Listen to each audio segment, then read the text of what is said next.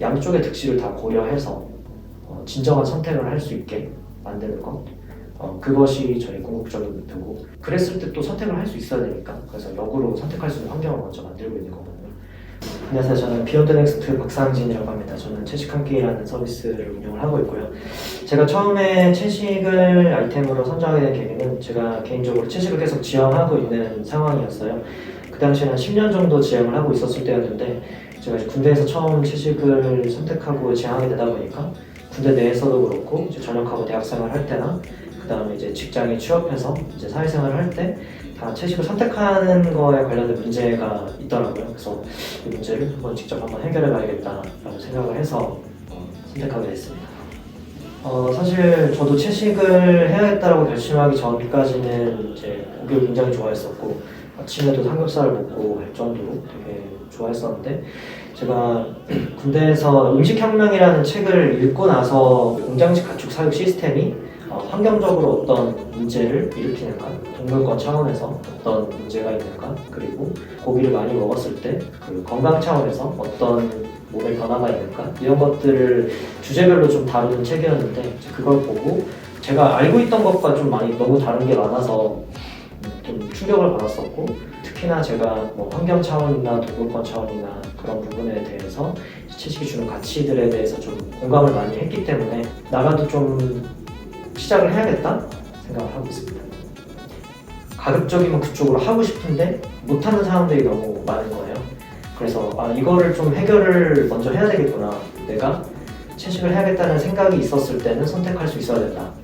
그러려면 뭐가 필요할까를 좀 고민을 하게 됐었고, 이 문제를 해결해야 한다고 했을 때 이제 다른 채식을 지향하고 있는 사람들은 어떤 고통이 있을까를 좀 궁금해서 이제 매주 식사 모임을 좀 만들었어요. 채식 식당 돌아가면서 이야기하는 모임을.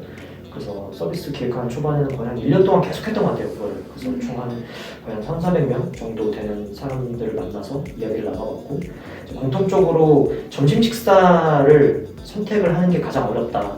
보통 학교를 가거나 그다음에 직장을 가거나 하잖아요. 그랬을 때는 도시락을 싸거나 아니면 주변 식당에 채식 메뉴가 있어야 되는데 도시락을 매일 싸기 너무 힘들고, 주변 식당에는 채식 메뉴를 어디서 주는지 모르고 이제 그런 상황이 있었어요. 저는 첫 회사가 이제 넥슨이랑 게임 회사였고, 게임 업계에서 계속 있었다 보니까 저는 그 비즈니스의 기반은 플랫폼이라고 생각을 했거든요. 그 플랫폼이 얼마나 힘이 있는지를 회사를 다니면서 느껴서 자연스럽게 이 문제를 해결할 때도 플랫폼 차원에서 이거를 해결을 하면 어떨까라는 생각을 하게 됐었고, 그래서 이제 채식한끼 앱이라는 것들을 만들기 시작했고요.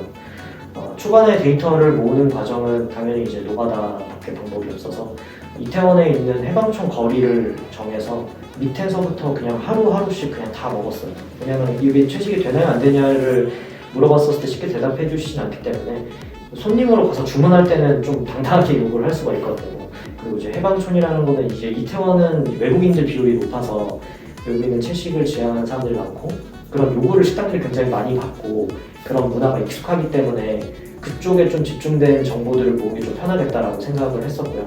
그 해방촌 초입부터 그 끝에까지 식당을 그냥 하루에 하나씩 다 들어가가지고 매번 식사를 다 하면서 하나하나 만들어서 그거를 당시에는 페이스북 이런 데에다가 작은 카드 뉴스 같은 걸 만들어서 올리고 그 데이터를 따로 정리해가지고 계속 이제 쌓아나갔고요. 그거를 아주 초기 타입의 프로토타입의 그런 채식한끼 앱이 나와 있어서 거기에 이제 정보를 하나하나 넣으면서 사람들께 이제 정보를 제공을 하는 걸로 시작을 했습니다. 채식한끼 앱에서는 이제 채식 관련된 정보들, 식당 정보를 위주로 제공을 하고 있었고, 최근에는 채식 관련된 건강 정보나 전문가 칼럼 같은 거를 통해서 제공하려고 지금 준비를 하고 있고요. 채식한끼 몰에서는 이제 채식 상품들 비건 기준으로 이제 입점을 하고 지금 판매를 같이 하고 있고요. 지금은 그 두 서비스를 따로 운영을 하고 있는데 이제 통합하는 작업을 좀 하고 있어요. 앱 같은 경우에는 지금 가입 회원 수는 한 7만 명 정도 되고요. 통합을 한 이후에는 이제 쇼핑몰 쪽에 있는 인원들이랑 같이 합해지면 조금 더 늘어날 거라고 생각을 하고 있습니다. 채식을 지향한 사람들이 이제 한국에서 느끼는 어려움 중에 하나는 결국은 그 접근성 문제거든요. 그러니까 채식을 선택하고 싶을 때 식당 같은 경우에는 주변에 많이 있지 않고, 그다음에 이거를 개인이 다 확인을 하려면은 들어가서 이거저거를 물어본다거나 이 메뉴에 이거 들어가냐 저거 들어가냐 그 중에 그러면서 이제 또 시간도 많이 소모되고 그런 것들을 저희가 이제 미리 어느 정도 확인을 해서 넣고 있기 때문에 그런 선택을 할 때 좀 더 편하게 할 수 있고요. 그리고 쇼핑몰 같은 경우에도 이제 성분 같은 것들을 저희는 이제 다 확인을 하고 있어요. 그래서 성분표에 나와 있는 성분뿐만 아니라 그 아주 미량이 들어가는 성분은 이제 뜨지 않아도 되거든요, 법률적으로. 근데 저희는 이제 제조사나 그 유통사에 요청을 해서 전 성분을 다 받아가지고 정말 채식에 맞는지 세세하게 다 검토를 해서 그다음에 입점 여부를 결정을 하고 있기 때문에 그런 들어가는 시간과 노력들을 줄일 수 있다는 게 장점인 것 같고요. 다만 저희가 그 채식 한 끼라고 이름을 지은 것 자체는 이미 채식을 지향하시는 분들을 메인 타겟으로 하고 있지 않고 채식을 안 하고 있는데 내가 채식을 선택하고 싶다라는 생각이 들었을 때 좀 더 쉽게 선택할 수 있게 하는 게 저희의 메인 목표예요. 거기에서 이제 저희의 임팩트가 나온다는 생각을 하고 있어서 채식을 하고 싶은데 좀 너무 막연하다, 막막하다라고 했었을 때는 이제 앱에 들어와서 이제 추천되어 있는 식당들을 방문을 해보거나 추천되어 있는 상품을 구매를 하면서 채식을 이런 식으로 할 수 있겠구나 라고 하는 첫발을 좀 더 잘 내밀 수 있게 해주는 것이 저희의 목표입니다. 저희는 고생을 되게 많이 하고 올라오는 팀이라서 지금도 잘 하고 있고 그리고 아직은 이제 큰 시장이 아니기 때문에 대부분의 것들을 이제 밑바닥에서부터 쌓아나갈 수밖에 없고 그러다 보니 고객 접점도 되게 많고 많은 일을 하다 보니까 스폰서들도 되게 많고요. 채식을 지향하시는 분들이 우리 서비스를 쓰면서 편하게 계속 지향성을 유지해 나갈 수 있었다라고 하는 거나 아니면 나는 채식에 대해서 좀 몰랐었는데 접하고 나서 좀 채식을 하도록 노력하게 됐다 그런 분들이거나 처음 이게 어떤 건지 알게 됐고 그 이후에 나도 변했고 내 주변에 있는 사람들도 내가 변한 모습을 보고 같이 변하더라고 이런 이야기를 해주실 때가 제일 많이 기억에 남는 것 같아요. 근데 사실 매 순간 힘들고 아직도 위기여가지고 계속 좀 진행 중이었고 결국은 이제 스타트업이 어느 정도 그 성장 가능성을 확보를 하고 지속 가능성도 만들고 크게 성장이 되는 시기 전까지는 사실 다른 데들도 마찬가지일 것 같아요. 생존에 대해서 항상 고민을 하고 저희도 이제 그런 단계이기 때문에 1차적으로는 이제 지속 가능성을 확보하는 것들을 가장 큰 목표로 하고 있고요.